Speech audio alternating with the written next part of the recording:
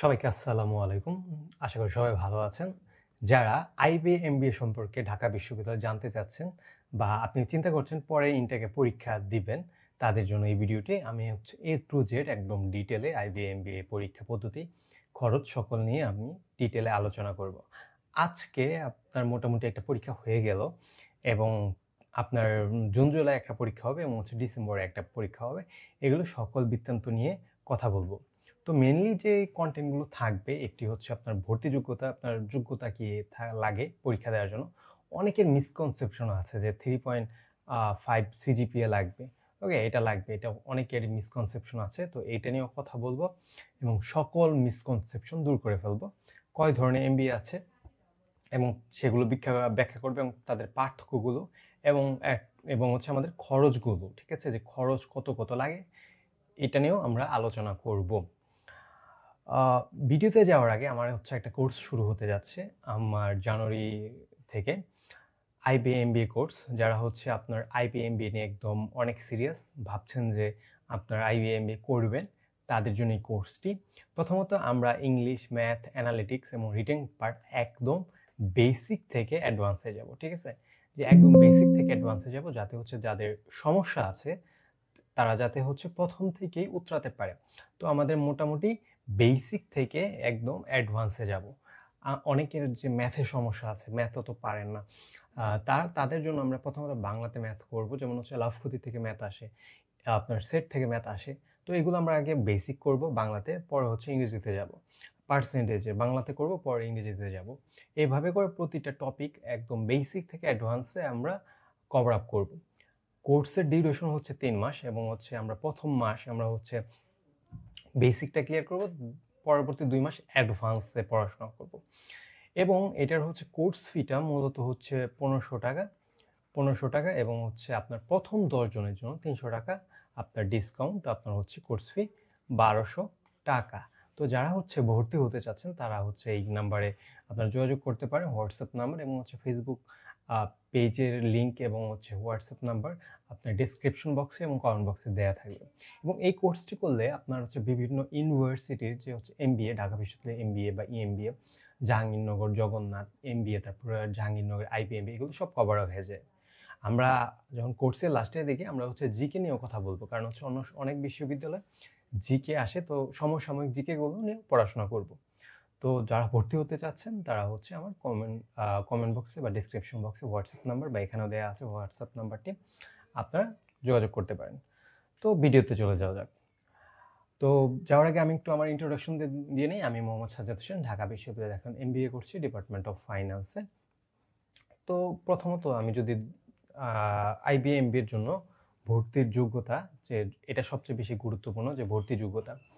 তো এইচএসসিতে আপনার হচ্ছে 3 লাগে, এইচএসসিতে আপনার 3 লাগে এবং অনার্সে 2.5 লাগে আউট অফ 4। আর এগুলো কিন্তু কি আউট অফ 5, হ্যাঁ? যে হচ্ছে আপনার জিপি আউট অফ 5 এর মধ্যে আপনার 3 লাগে এবং হচ্ছে 4 এর মধ্যে 2.5 লাগে। এখন অনেকে বলে কি ভাইয়া আপনার, অনেকে বলে যে 3.5 লাগে।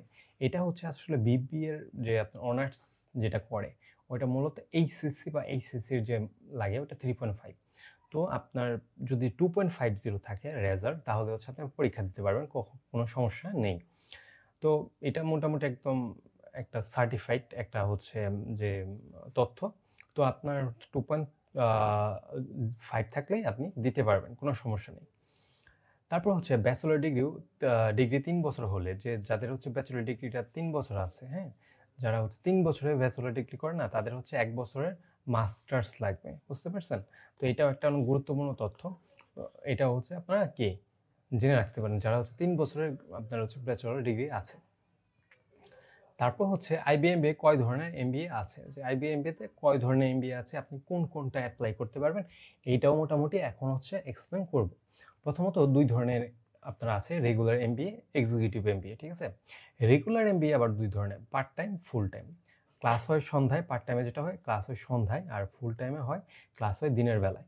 যে হচ্ছে ফুল টাইমে আপনি ধরেন যে পরীক্ষা কিন্তু একটা পরীক্ষা দিবেন, কিন্তু আপনি হচ্ছে 2টার মধ্যে আপনি মোটামুটি চান্স পাবেন। তো আপনি ধরেন হচ্ছে রেগুলারে চান্স পেলেন, আপনি কিন্তু কি করবেন, রেগুলারে যে দিনের বেলা ক্লাস করবেন, রেগুলারের সময় যদি হচ্ছে দিনের বেলায় যেভাবে ক্লাস করে ওইভাবে যে ক্লাস করবেন। এখন সাপোজ ধরেন আপনি একটা জব পেয়ে গেলেন, সরকারি একটা জব বা গভর্নমেন্ট একটা জব পেলেন। তো তখন আপনি কি করবেন যে হচ্ছে আপনি রেগুলার থেকে কিন্তু পার্ট টাইমে আপনি শিফট করতে পারবেন, এবং হচ্ছে সার্টিফিকেটে কোনো যে তারতম্য হবে এরকম না, যে হচ্ছে ক্লাস কখন হবে, সন্ধ্যায় হবে তখন। বুঝতে পেরেছেন? যে সন্ধ্যার পরে আপনি হচ্ছে জব করে যে সন্ধ্যার পরে হচ্ছে আপনি ক্লাস করবেন। হ্যাঁ? তারপর যদি হচ্ছে আমরা পরবর্তীতে যদি দেখি যে ফুল টাইম এবং পার্ট টাইম এমবির মধ্যে পার্থক্যটা কি? এটা হচ্ছে পার্থক্যটা একটু বললাম যে হচ্ছে মেইন যে আরেকটা পার্থক্য আছে যে ফুল টাইম এবং হচ্ছে পার্ট টাইমে সময়ের পার্থক্য ছাড়াও অত পার্থক্য নেই। আর যে দিনে এবং রাতের তো ব্যাপারটা বললাম। সময়ের এবং হচ্ছে যে ব্যাপারটা আপনার হচ্ছে ফুল টাইমে আপনি হচ্ছে মোটামুটি ২ বছরের মধ্যে কোর্স শেষ হয়ে যাবে। এবং প্রতি সেমিস্টারে মোটামুটি হচ্ছে ৪ টা সেমিস্টার থাকবে। ৪ টার মধ্যে প্রতি সেমিস্টার ৫ টা কোর্স নেওয়া বাধ্যতামূলক। ৫ টা নেয়াই লাগবে। আর আপনার হচ্ছে যে পার্ট টাইমে হচ্ছে আপনার ৩ টা করে কোর্স সর্বনিম্ন নিতে পারবেন। এটা ওপেন ক্রেডিট। ওপেন ক্রেডিট কি? অনেকে জানেন না যে আপনার ইচ্ছামতো আপনার হচ্ছে কোর্স নিতে পারবেন। ধরেন হচ্ছে আপনি কমিয়ে নিতে পারেন। ধরেন আপনার জবের মধ্যে প্রচুর প্যারা আছে বা আপনার প্রচুর ঝামেলা আছে, তখন আপনি ৩ টা কোর্স নিবেন। আপনি ৫ টা নিবেন না, তখন হচ্ছে টাইমটা কি একটু বেড়ে যাবে। একটু কোর্সের যে ফিটা, যে সেমিস্টার ফিটা এটা কিন্তু বেড়ে যাবে। ঠিক আছে? তো হচ্ছে তখন হচ্ছে সময় একটু বেশি লাগবে। তো এটা মোটামুটি আপনি হচ্ছে ২ থেকে 3.5 ইয়ার্সের মধ্যে শেষ করতে পারবেন, যেটা হচ্ছে আপনার পার্ট টাইম আছে।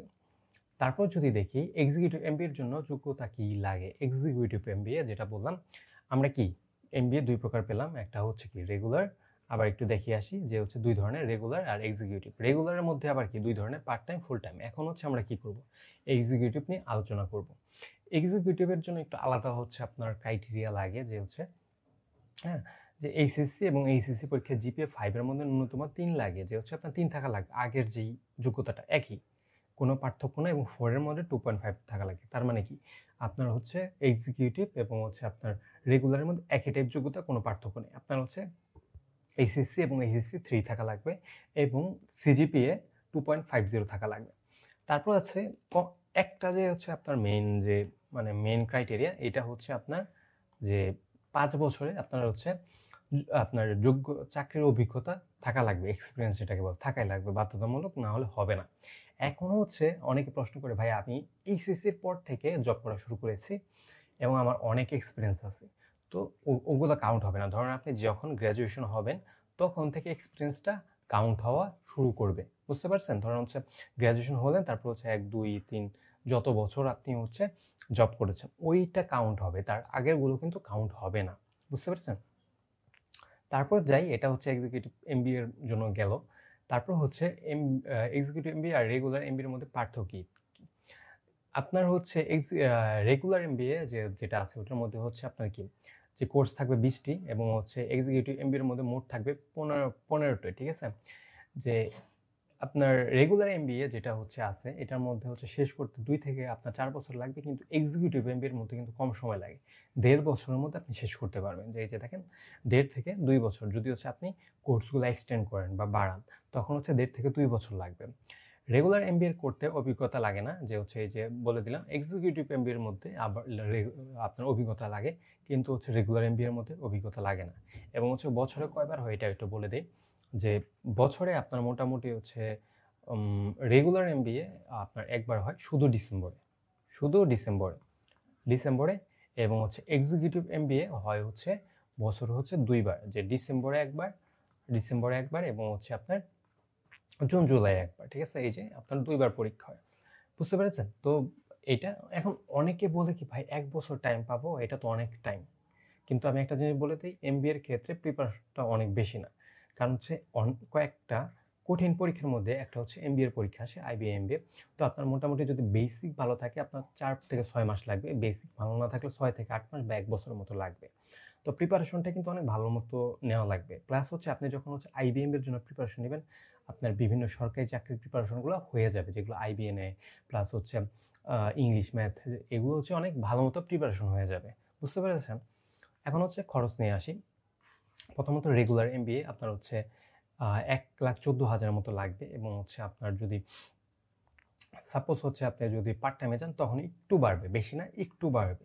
ঠিক আছে, যে সর্বোচ্চ হচ্ছে 1,00,000 1,14,000 থেকে 1,00,000 হচ্ছে 40,000 মতো যেতে পারে, একটু বাড়বে, বেশি বাড়বে না কিন্তু।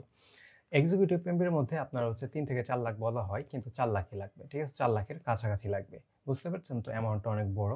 কিন্তু যারা হচ্ছে জব করতেছেন তারা যদি এক্সিকিউটিভ এমবিএর কথা চিন্তা করেন, তাদের জন্য অত কিছু হওয়ার কথা না, কারণ জব করে করে আপনি দিতে পারবেন। প্লাস হচ্ছে যখন আপনি এমবিএতে ভর্তি হবেন, ব্যাপারটা কিন্তু আপনার যে জব সেক্টর অনেক বড় একটা বুস্ট দিবে, বুঝতে পেরেছেন?